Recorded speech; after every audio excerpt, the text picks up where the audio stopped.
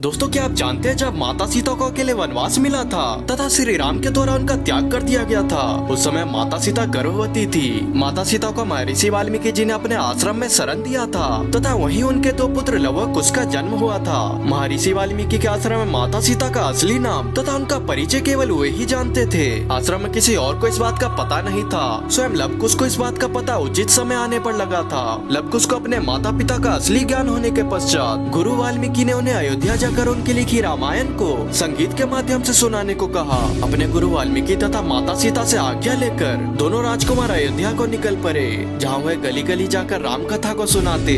धीरे धीरे उनकी ख्याति बढ़ती गई तथा अयोध्या की प्रजा में उनके द्वारा रामायण सुनने की होड़ मचने लगी।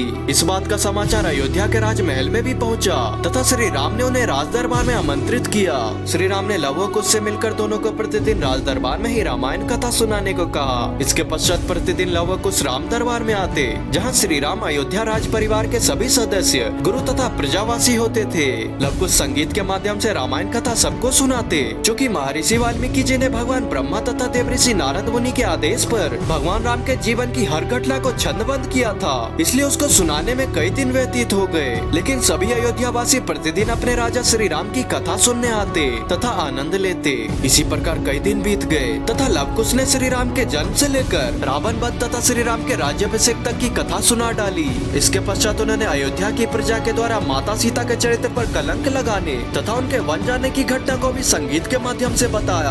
अयोध्या की प्रजा तथा वहाँ उपस्थित सभी लोग यहाँ तक की ही कथा जानते थे। उसके बाद माता सीता कहाँ गई तथा उन्होंने अभी तक अपना जीवन कैसे व्यतीत किया, इसके बारे में कोई नहीं जानता था। इसलिए लव कुश ने माता सीता को वाल्मीकि जी के द्वारा आश्रय देना, एक महारानी होते हुए वनवासी की तरह जीवन व्यतीत करना, आश्रम में उनके दो पुत्रों का होना, अपने स्वाभिमान की रक्षा करना, अपने दोनों पुत्रों की पूरी शिक्षा दिलवाना इत्यादि का वर्णन किया।